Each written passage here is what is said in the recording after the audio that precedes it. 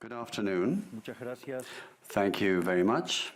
Hoy estoy acá Today, I'm here para decirles que Occidente to tell you that the Western world is in danger. está en peligro And it is endangered because those who are supposed to have to defend the values of the West are co-opted by a vision of the world that inexorably leads to socialism and thereby to poverty. lamentablemente Unfortunately, in recent decades, motivados por algunos deseos motivated by some well-meaning individuals willing to help others, and others motivated by the wish to belong to a privileged caste, the main leaders of the Western world have abandoned the model of freedom for different versions of what we call collectivism.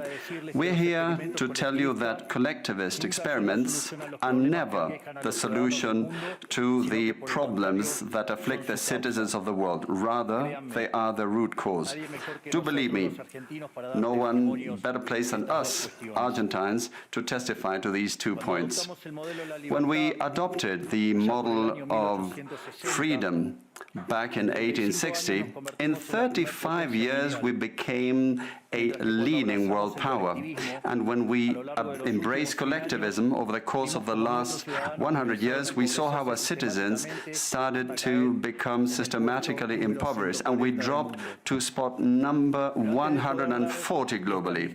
But before having the discussion, it would first be important for us to take a look at the data that demonstrate why free enterprise capitalism is not just the only possible system to end world poverty, but also that it's the only morally desirable system to achieve this. If we look at the history of economic progress, we can see how between the year 0 and the year 1800 approximately, world per capita GDP practically remained constant throughout the whole reference period. If you look at a graph of the evolution of economic growth throughout the history of humanity, you would see a hockey stick graph, an exponential function that remained constant for 90% of the time and which was exponentially triggered starting in the 19th century. The only exception to this history of stagnation was in the late 15th century with the discovery of the American continent. But for this exception, throughout the whole period between the year 0 and the year 1800, global per capita GDP stagnated. Now, it's not just that capitalism brought about an explosion in wealth from the moment it was adopted as an economic system. But also, if you look at the data, what you will see is that growth continues to accelerate throughout the whole period. And throughout the whole period between the year 0 and the year 1800, the per capita GDP growth rate remained stable at around 0.02% annually, so almost no growth. Starting in the 19th century, with the Industrial Revolution, the compound annual growth rate was 0.66%. And at that rate, in order to double per capita GDP, you would need some 107 years. Now, if you look at the period between the year 1900 and the year 1950, the growth rate accelerated to 1.66% a year. So you no longer need 107 years to double per capita GDP, but 66. And if you take the period between 1950 and the year 2000, you will see that the growth rate was 2.1%. Again, the CAGR, which would mean that in only 33 years we could double the world's per capita GDP. This trend, far from stopping, remains well alive today. If we take the period between the year 2000 and 2023, the growth rate again accelerated to 3% a year, which means that we could double world per capita GDP in just 23 years. That said, when you look at per capita GDP since the year 1800 and until today, what you will see is that after the Industrial Revolution, global per capita GDP multiplied by over 15 times, which meant a boom in growth that lifted 90% of the global population out of poverty. We should remember that by the year 1800, about 95% of the world's population lived in extreme poverty, and that figure dropped to 5% by the year 2020, prior to the pandemic. The conclusion is obvious. Far from being the cause of our problems, free trade capitalism as an economic system is the only instrument we have to end hunger, poverty, and extreme poverty across our planet. The empirical evidence is unquestionable. Therefore, since there is no doubt that free enterprise capitalism is superior in productive terms, the left-wing doxa has attacked capitalism, alleging matters of morality, saying, that's what the detractors claim, that it's unjust. They say that capitalism is evil because it's individualistic, and that collectivism is good because it's altruistic, of course, with the money of others. So they therefore advocate for social justice. But this concept, which in the developed world became fashionable in recent times, in my country has been a constant in political discourse for over 80 years. The problem is that social justice is not just, and it doesn't contribute either to the general well-being. Quite on the contrary, it's an intrinsically unfair idea because it's violent. It's unjust because the state is financed through tax, and taxes are collected coercively. Or can any one of us say that they voluntarily pay taxes? Which means that the state is financed through coercion, and that the higher the tax burden, the higher the coercion, and the lower the freedom. Those who promote social justice, the advocates, start with the idea that the whole economy is a pie that can be shared differently. But that pie is not a given. It's wealth that is generated in what Israel Kirzner, for instance, calls a market discovery process. If the goods or services offered by a business are not wanted, the business will fail unless it adapts to what the market is demanding.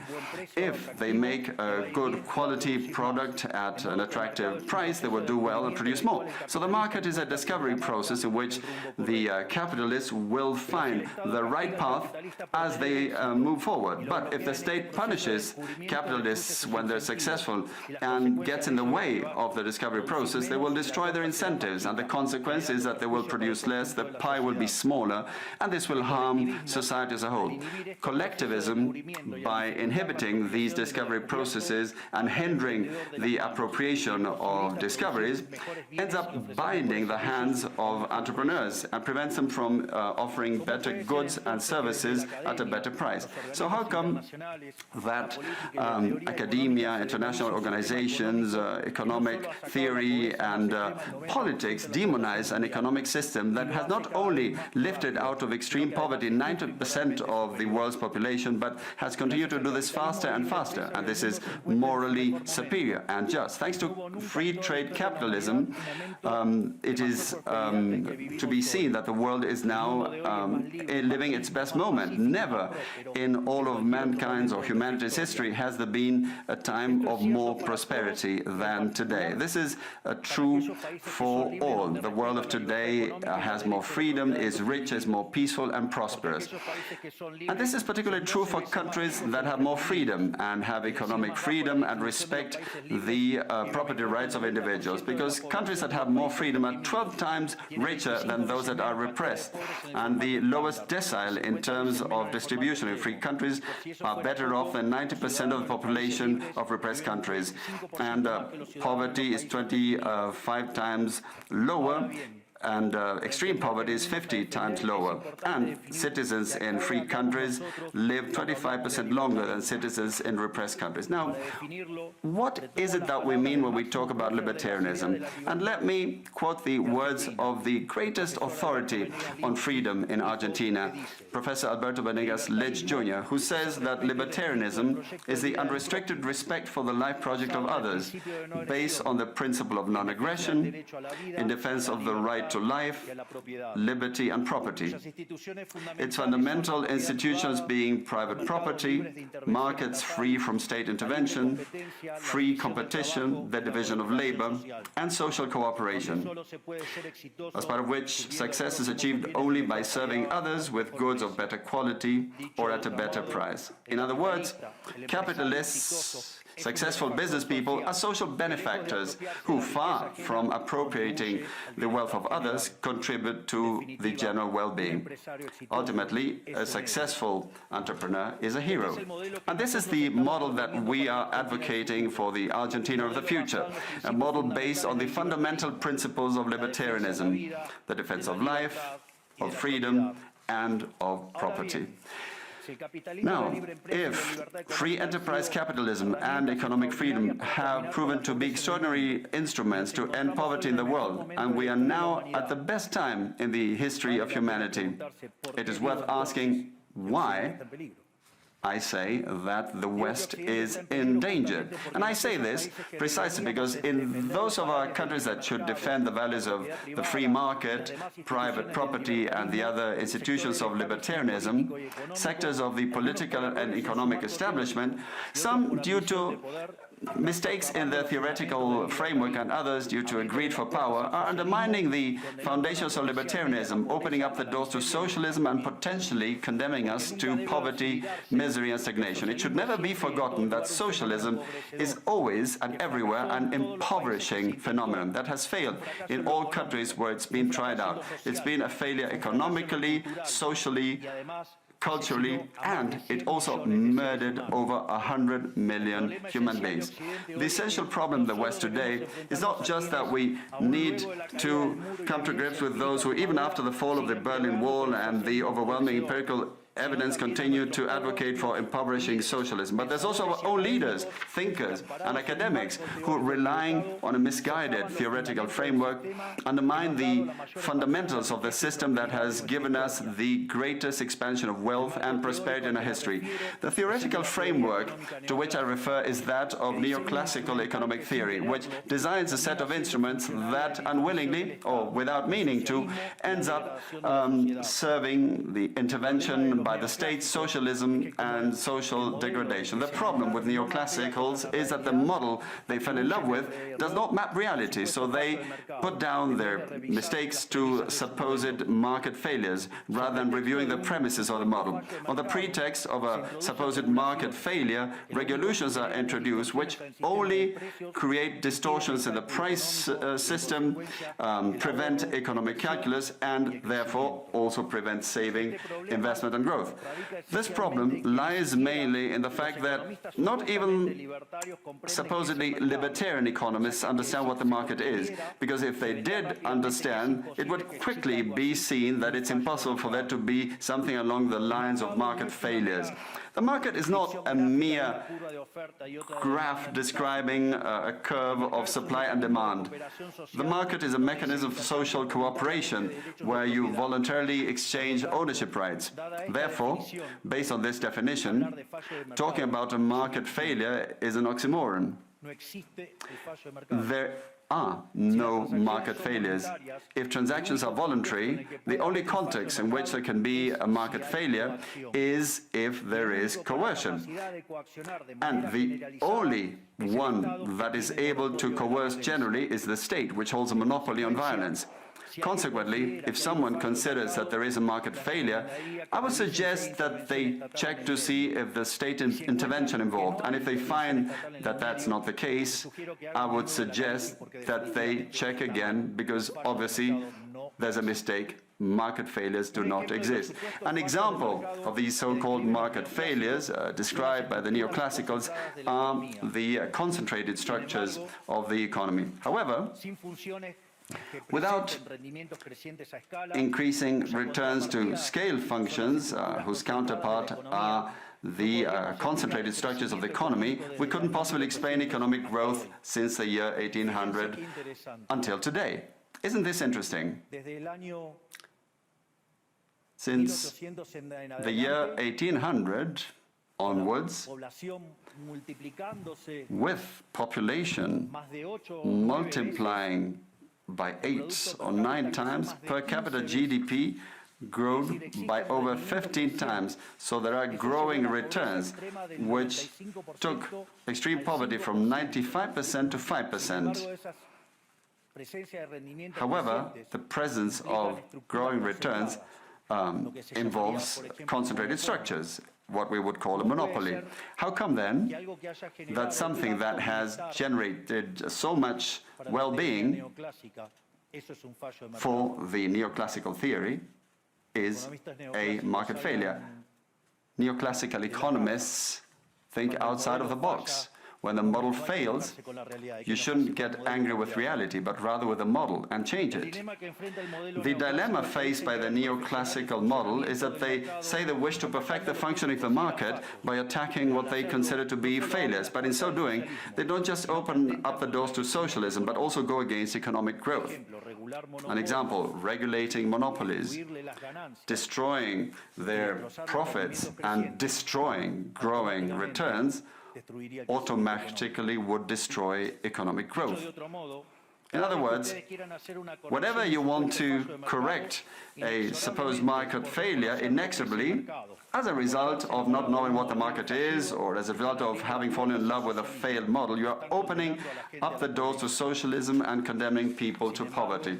However, faced with the theoretical demonstration that state intervention is harmful and the empirical evidence that it has failed couldn't have been otherwise, the solution to be proposed by collectivists is not greater freedom, but rather greater regulation, which creates a downward spiral of regulations until we're all poorer and the life of all of us depends on a bureaucrat sitting in a luxury office. Given the dismal failure of collectivist models and the undeniable advances in the free world, socialists were forced to change their agenda. They left behind the class struggle based on the economic system and replaced this with other supposed social conflicts which are just as harmful to life as a community and to economic growth. The first of these new battles was the ridiculous and unnatural fight between man and woman. Libertarianism already provides for equality of these sexes. The cornerstone of our creed says that all humans are created equal, that we all have the same unalienable rights granted by the Creator, including life, freedom, and ownership. All that this radical feminism agenda has led to is greater state intervention to hinder the economic process, giving a job to bureaucrats who have not contributed anything to society. Examples, ministries of women or international organizations devoted to promoting this agenda. Another conflict presented by socialists is that of humans against nature, claiming that we human beings damage the planet, which should be protected at all costs, even going as far as advocating for population control mechanisms or the bloody abortion agenda. Unfortunately, these harmful ideas have taken a strong hold in our society. Neo-Marxists have managed to co-opt the common sense of the Western world, and this they have achieved by appropriating the media, culture, universities, and also international organizations. The latter case is the most serious one, probably, because these are institutions that have enormous influence on political and economic decisions of the countries that make up the multilateral organizations.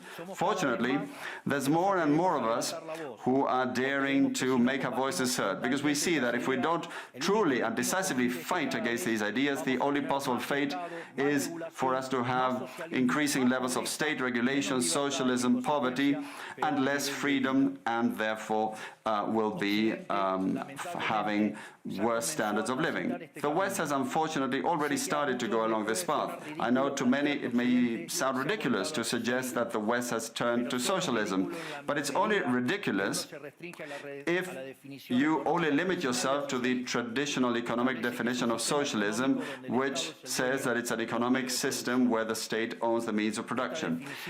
This definition, in my view, should be updated in the light of current circumstances. Today, states don't need to directly control the means of production to control every aspect of the lives of individuals. With tools such as printing money debt, subsidies, controlling the interest rate, price controls, and regulations to correct the so-called market failures. They can control the lives and fates of millions of individuals. This is how we come to the point where, by using different names or guises, a good deal of the generally accepted political offers in most Western countries are collectivist variants, whether they proclaim to be openly communists, fascists, Nazis, socialists, social democrats, national socialists, Democrat Christians, Christian Democrats, neo-Keynesians, progressive, populist, nationalists, or globalists. At bottom, there are no major differences. They all say that the state should steer all aspects of the lives of individuals. They all defend a model contrary to that one which led humanity to the most spectacular progress in its history. We have come here today to invite the rest of the countries in the Western world to get back on the path of prosperity, economic freedom, limited government, and unlimited respect for private property are essential elements for economic growth. And the impoverishment produced by collectivism is no fantasy, nor is it an inescapable fate. But it's a reality that we Argentines know very well. We have lived through this, we have been through this, because as I said earlier, ever since we decided to abandon the model of freedom that had made us rich, we have been caught up in a downward spiral, as part of which we are poorer and poorer day by day.